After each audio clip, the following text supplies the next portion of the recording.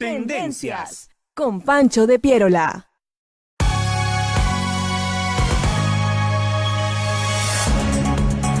Volvemos a Tendencias con Pancho de Piérola, justamente. Yo soy Pancho de Piérola, quien les habla. Son las 9:34 de la mañana. Estamos en Radio Betel 100.1 FM, eso es en Lima, pero a nivel nacional Betel está por todos lados. Justamente conversaba en la breve pausa con mi siguiente invitado, Pepe Farfán. Él es comunicador social con estudios en teología y una maestría en periodismo.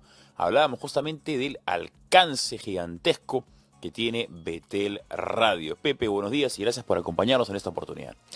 Un gusto realmente, Pancho, estar aquí en tu programa para mí y bueno, estar en Betel siempre es una bendición. Siempre es una bendición, como tú bien lo has dicho. Yo le decía a Pepe que estoy muy a gusto acá en esta nueva casa de trabajo porque la gente es muy simpática, muy buena, muy receptiva, siempre te saluda con mucho cariño y eso es muy bonito en un espacio de trabajo porque cambia la actitud con la que uno viene a trabajar. Definitivamente. Ahora, el tema de conversación con nuestro último invitado de la semana, pero seguramente primero de muchas veces que vendrá Pepe a conversar, porque el tema del que vamos a conversar es un libro suyo que tiene un nombre que ya para mí tiene toda mi atención. Se lo voy a pedir prestado o se lo voy a pedir, sino que me pase la indicación de cómo comprarlo, porque el título del libro es 100 pastillas contra la corrección política. La corrección política es un término que se utiliza cada vez más. Es un término, a mi parecer, está tergiversado históricamente, pero por supuesto vamos a escuchar al experto en materia de corrección política, Pepe Farfán, para que nos cuente de qué es este libro y cómo es que lo ha publicado. Sí, bueno, muchas gracias en verdad por la invitación. Definitivamente entendemos la corrección política como el sistema de pensamiento prevaleciente. Uh-huh. Que ciertamente no es el mismo de hace algún tiempo, ¿no? Las cosas han estado cambiando, especialmente, yo diría, desde el siglo XV inclusive en adelante, el Renacimiento, sur de Europa, uh-huh. Italia, la Ilustración, siglo XVIII, o sea, un énfasis creciente en no solo la razón, sino en centralizar todo el pensamiento y la cosmovisión de cada día en el hombre mismo. Esto ha generado que con el paso del tiempo se vaya generando un nuevo consenso, ya más allá de la cosmovisión judeo-cristiana que por muchos siglos estuvo prevaleciendo no solo en Europa, sino en todo el mundo, porque Europa pues desarrolló una serie de conquistas en todas partes, claro. Así es que su cosmovisión era la cosmovisión del mundo, claro, pero eso ha cambiado. La conquista ¿no? solamente es territorial, sino también intelectual, cultural, por supuesto, por supuesto. ¿No? Entonces, ahora, esa cosmovisión judeo-cristiana, como digo, ha cambiado radicalmente. Ya en el siglo XVIII alcanzó su cúspide, uh-huh. Exaltando la razón. Y de allí lo interesante es que en el siglo XIX la razón entra en crisis. Uh-huh. Y esa crisis conduce a las guerras mundiales, por un lado, pero por otro lado, a una necesidad de una nueva explicación, de un nuevo fundamento. Y no tenía que ser el judeocristianismo porque no querían volver. Básicamente lo descubrieron en las emociones y los sentimientos. O sea, pasamos de una cultura supuestamente racional uh-huh. a un sistema afectivo, que es el que hasta ahora estamos viviendo. Dos siglos después. Cuando hablamos de corrección política, básicamente hablamos de este nuevo mundo post-cristiano, sí. Cuyo fundamento ya ni siquiera está en la razón, sino que está básicamente en los afectos, ¿no? Claro, para ponerlo de manera más práctico, para que las personas puedan entender a qué te refieres cómo es que los afectos predominan ahora por encima de la razón. Creo que es algo que muchas personas pueden verlo en su propio día a día, sobre todo en las redes sociales o en la televisión, que es que cuando una persona se siente ofendida por un comentario, entonces él tiene la razón. Hay que darle la razón. Y si esa persona pertenece a una minoría autopercibida como víctima, entonces, dependiendo cuáles sean sus características demográficas, puede ser doblemente víctima o triplemente víctima, ¿no? O sea, si uno conversa con una persona que es afrodescendiente y mujer y lesbiana, entonces triplemente víctima, y ponerse en contra de esa persona, por más que diga que 2 más 2 es 5, ya estamos hablando de que uno es racista, misógino, transfóbico, etcétera. Exactamente, de eso hablamos entonces cuando decimos corrección política, y es justamente contra eso uh-huh. que escribimos a lo largo de un lapso de más de 2 años una columna en un Sí. medio, un semanario de los Estados Unidos. Y lo que hemos hecho entonces es recopilar toda esa producción 100 en un pastillas, libro. el libro es un recuento de las 100 entradas o 100 columnas que tú publicaste. Exacto. Bueno, 105, pero igual Sí. son las que se publicaron a lo largo de esos 2 años. Las hemos actualizado, obviamente, las hemos vuelto a chequear. ¿Hay una coautoría? Porque dices las hemos hecho, o eres No, tú no, solo. básicamente son las que yo escribí. Sí, sí. Y el general lo que apuntan es a dar cuenta de este nuevo sistema en el cual estamos inmersos y de todas sus contradicciones, ¿no? Ujú. Y sobre todo dar el trasfondo histórico, ¿no? Sí. ¿Qué es lo que hay detrás? Porque muchas cosas están pasando ahora que no se explican si no entendemos este proceso, ¿no? Ahorita que está escuchando la entrevista que hacías con Jorge el Castillo, se están hablando de la política de ahora, cómo se ha degradado. Ujú. Ahora, esa es una realidad, pero esa degradación justamente forma parte de todo este proceso de cambio de cosmovisión Ujú. que ha eliminado los valores judeocristianos, que ha exaltado básicamente los sentimientos, la búsqueda de la felicidad, pero en base a mis intereses, en base Exacto. a mis deseos, y eso es lo que genera pues hasta un nuevo tipo de política, ¿no? Sí, yo estaba leyendo hace unas semanas, porque también justamente escribí un artículo al respecto de la corrección política o de la incorrección política. El término corrección política parte en 1917 en la Revolución Rusa, como una manera de identificar aquellas verdades que eran de interés para el partido único, mientras que la incorrección política eran aquellas verdades que, indistintamente de su propia veracidad real, valga la redundancia, eran incómodas para los intereses del partido. Así es. Entonces, Orwell. claro, tal cual, ¿no? Y acá lo traemos 100 años después, estamos en el año 2024, 107 años después. Si bien no estamos hablando de un partido único, sí podemos identificar una coalición ideológica globalista, Así es. que es la que ha aceptado o ha asumido este rol de partido único y de ideología impositiva que no puede ser cuestionada. Y cualquier persona que haga un comentario que sea contrario a sus intereses, por más que sea alineado con la verdad, con la realidad, termina siendo políticamente incorrecto. Exactamente, de eso estamos hablando, de un pensamiento único que busca que prevalezca la agenda ideológica Ujú. sobre la realidad tangible. Ahora, eso definitivamente plantea una tremenda cantidad de contradicciones, ¿no? Sí, pues. Porque si a mí me dicen que tengo que decir que 2 más 2 es 5, ya entro en problemas, Exacto. ¿no? Y si encima, al no acatar ese dogma, ¿no? Puedes ir a la cárcel incluso, ¿no? No solo a la cárcel, puede pasar cualquier cosa conmigo. Claro. Las hordas de la corrección política suelen ser muy salvajes. Tú lo o has sea, dicho muy bien, las hordas de la corrección política. Porque el ejemplo que pone Pepe, tal vez para aquellos que nos escuchan, puede sonar un poco alegórico, hiperbolizado, ¿no? Pero pongámoslo en materia práctica nuevamente. Si Pepe Farfán o yo decimos el día de hoy que un señor disfrazado de mujer es un hombre, entonces ahí podemos tener serios problemas legales. Y acá en el Perú, felizmente, aún no tenemos ese progresismo imperial que nos ha impuesto, digamos, esta manera de pensar, pero en otros países ya hay consecuencias legales. consecuencias legales y de todo tipo. Claro. O sea, es la cultura. La cultura de la ya- cancelación. Exactamente. O sea, la sociedad ha sido acondicionada para Sí. avalar ese pensamiento único y para salir a la calle apenas note que algo de ese pensamiento único empieza a tocarse, Sí. ¿no? Es Es increíble. terrible. Ahora, estamos hablando de una distopía ya no futurística, sino presente. Sí. Hay que darle esperanza al público, Pepe, hay que darle esperanza al público. ¿Cómo se hace para solucionar? ¿Cómo podemos evitar que esta corrección política sea la inminente forma de pensar y que no podamos escapar? Me imagino que la primera opción para comenzar es comprando tu libro 100 pastillas de la corrección política. Esa es la primera puerta. Puede ayudar, puede ayudar.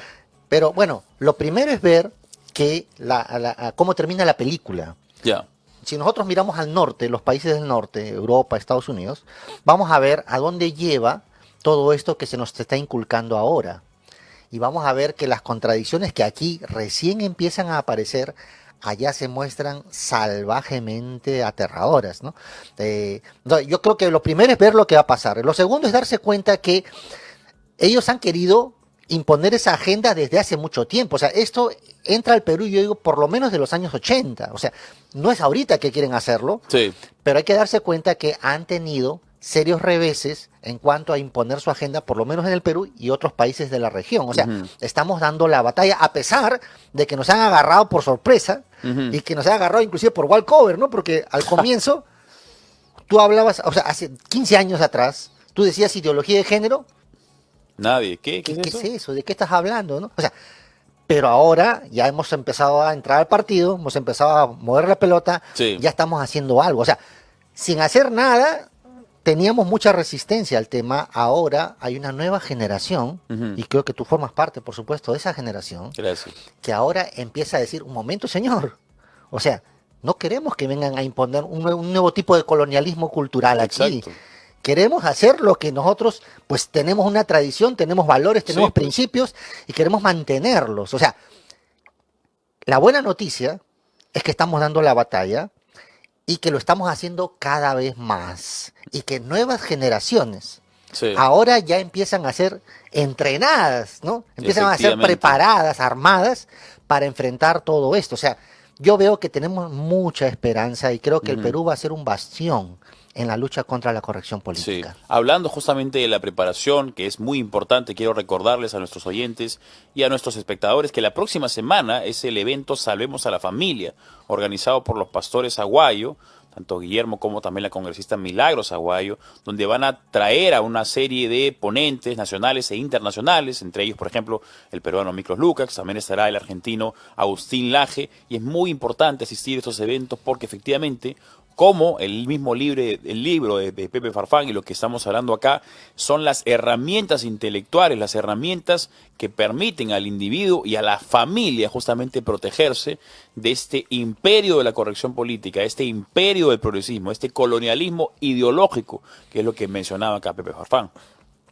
Ahora, para lograrlo, para hacerlo efectivo, creo que es importante no solo quedar en el nivel inicial de escuchar el tema, un poco una reflexión por aquí, una reflexión por allá, un pequeño videíto, Exacto. sino que creo que cada vez más necesitamos que estos conceptos entren a la cultura. Sí. Y yo hago un llamado no solo a que escribamos artículos o hablamos de esto de vez en cuando en un video, en una charla, un programa, sino que empecemos a entrar a la cultura. Necesitamos obras de teatro, necesitamos películas, necesitamos series, necesitamos toda producción refleje nuestros valores. Exactamente, ¿no? crear cultura Sí. que permita enraizar los principios que tenemos en esto. Y creo que pues ese es el camino que estamos abriendo, ¿no? Sí. La otra vez, la vez pasada, pude participar de una obra de teatro, pude verla, ¿no?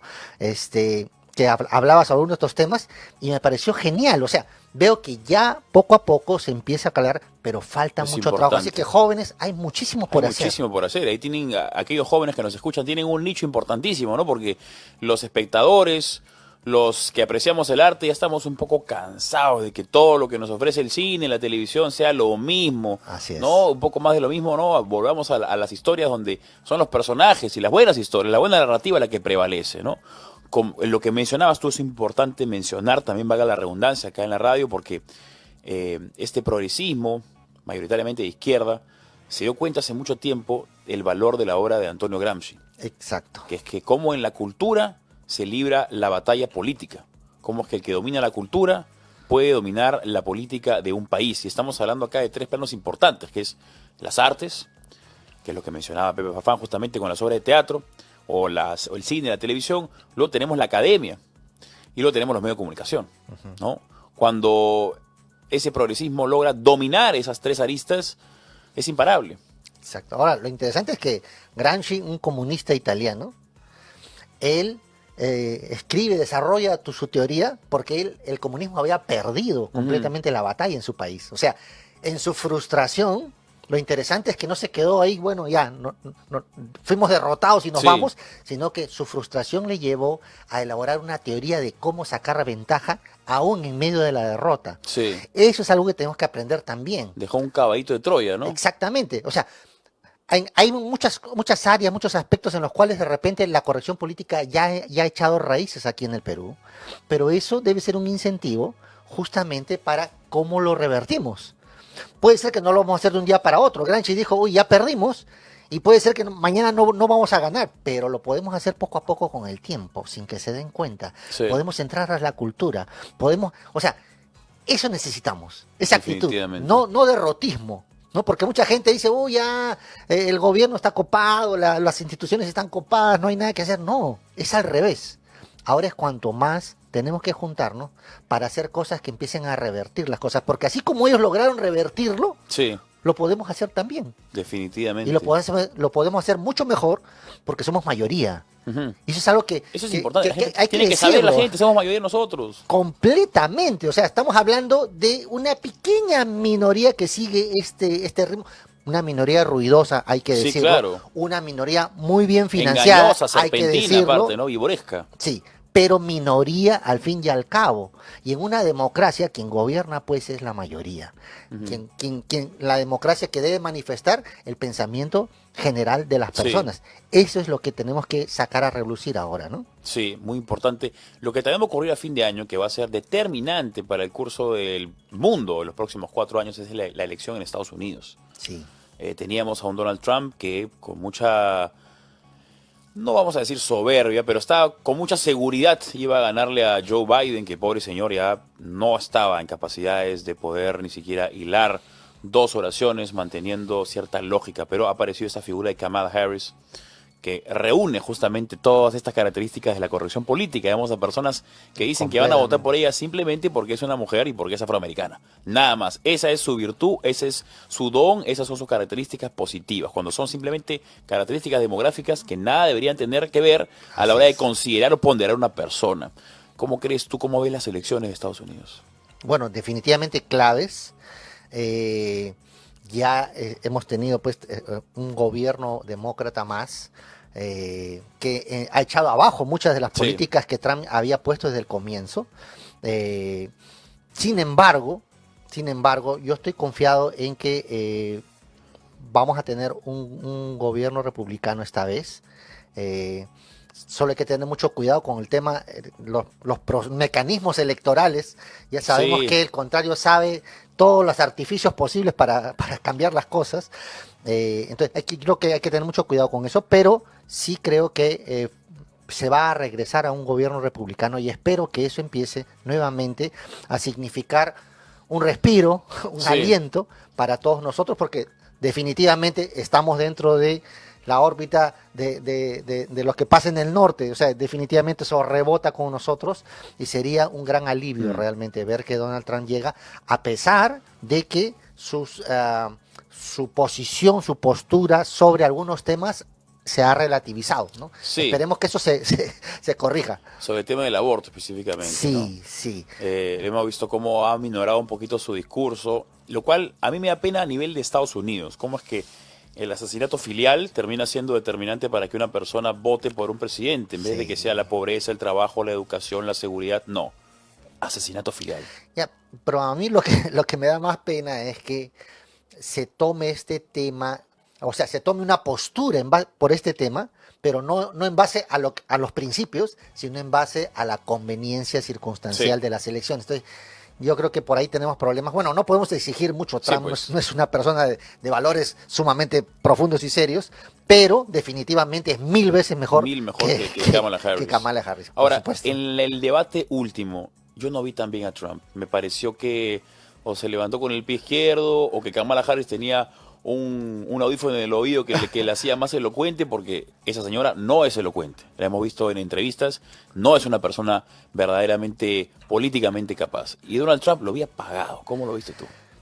Bueno, yo he visto los dos tipos de apreciaciones. He visto gente que lo ha visto bien, o sea, que ha dicho lo que tenía Tranquilo, que estaba decir. tranquilo por lo menos. Ha hecho lo que tenía que hacer. Sí. De repente no ha hecho más, ¿no?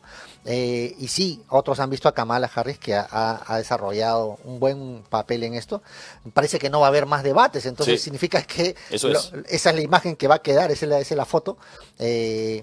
Pero finalmente me parece que las encuestas le han dado una mayoritaria ventaja a Trump sobre Kamala, ¿no? Y creo que vamos por ahí. Esperemos efectivamente que los estadounidenses, por el bien de su país y del mundo, voten adecuadamente este noviembre venidero en las elecciones de su país. Pepe Farfán, comunicador social con estudios en teología y una maestría en periodismo, estuvo con nosotros. Rapidito, ¿dónde pueden conseguir el libro? El libro lo pueden conseguir en Amazon. En Amazon. Hicimos una edición pequeña aquí en Perú, pero ya está prácticamente agotada. Así Perfecto. es que lo pueden solicitar directamente de Amazon, ¿no? Perfecto. Muchas gracias, Pepe, por acompañarnos. Y ya saben, 100 pastillas contra la corrección política es el libro que deben comprar. Nos vemos el lunes a la misma hora, 9 de la mañana, acá en Tendencias con Pancho y Pierola por Radio Betel 100.1. Chao y buen fin de semana.